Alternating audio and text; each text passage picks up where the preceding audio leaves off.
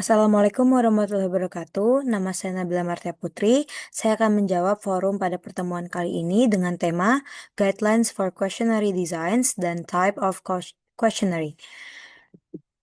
Pada session kali ini terdapat sebuah case di mana ada sebuah startup teknologi finansial ingin mengetahui tingkat kepuasan penggunaannya terhadap fitur baru dalam aplikasi mereka. Tim risetnya berencana menyusun kuesioner daring menggunakan Google Form. Namun, setelah uji coba terbatas, ditemukan bahwa sebagian besar responden salah memahami beberapa pertanyaan, menyebabkan hasil survei menjadi bias. Beberapa responden juga berhenti di tengah pengisian karena kuesionernya dianggap terlalu panjang. Nah, tim peneliti menyadari perlunya memperbaiki desain kuesioner baik dari segi struktur, format pertanyaan, maupun urutan logisnya. Mereka ingin menggunakan kombinasi pertanyaan tertutup dengan Likert scale dan juga terbuka agar bisa mengukur persepsi sekaligus mendapatkan wawasan dari naratifnya. Penelitinya juga mempertimbangkan pilot testing ulang untuk memastikan kuesioner yang lebih efektif. Pertanyaan pertama pada forum kali ini, berdasarkan prinsip Guidelines for Questionnaire Design, apa kesalahan utama yang sering terjadi dalam penyusunan kuesioner seperti kasus di atas?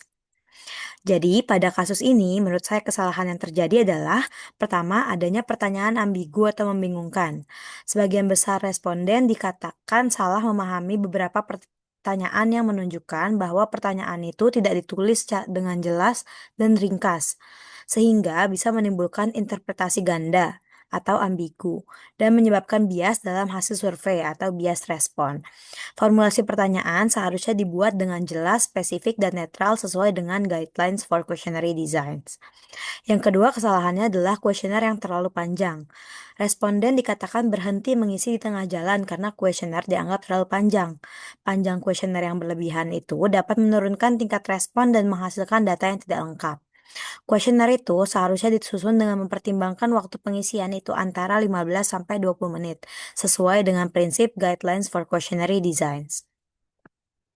Pertanyaan yang kedua, bagaimana kombinasi antara close-ended dan open-ended question dapat meningkatkan kualitas data dalam penelitian kuantitatif?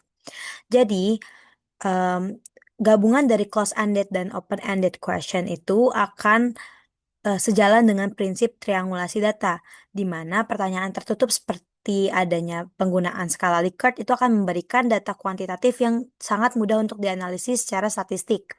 Sedangkan pertanyaan terbuka yang akan menjawab pertanyaan mengapa mereka merasa demikian dari pertanyaannya, akan menjelaskan alasan dibalik skor kuantitatif dan memberikan data kualitatif.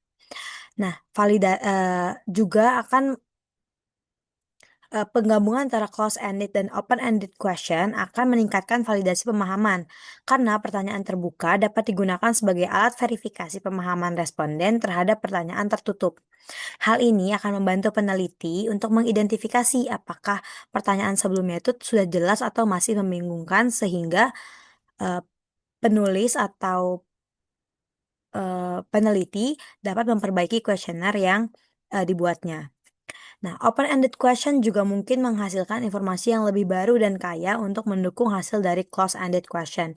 Jadi, penggabungan dari close-ended dan open-ended question akan memperkaya keseluruhan hasil penelitian.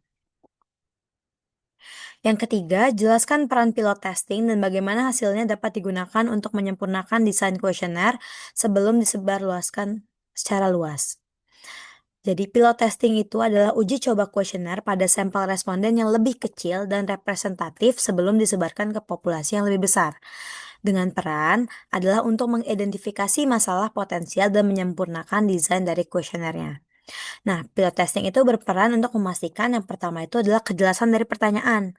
Nah, pilot testing itu akan mengidentifikasi pertanyaan yang mungkin disalahpahami oleh responden, sehingga peneliti dapat menyederhanakan bahasa atau memperbaiki struktur dari kalimatnya.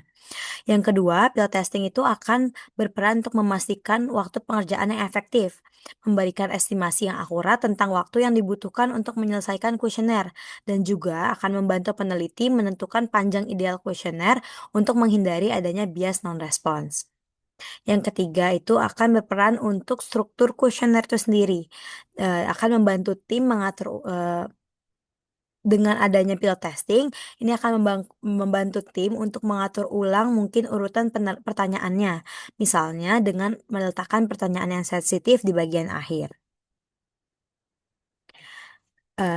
Sekian jawaban atas pertanyaan pada forum session kali ini. Terima kasih.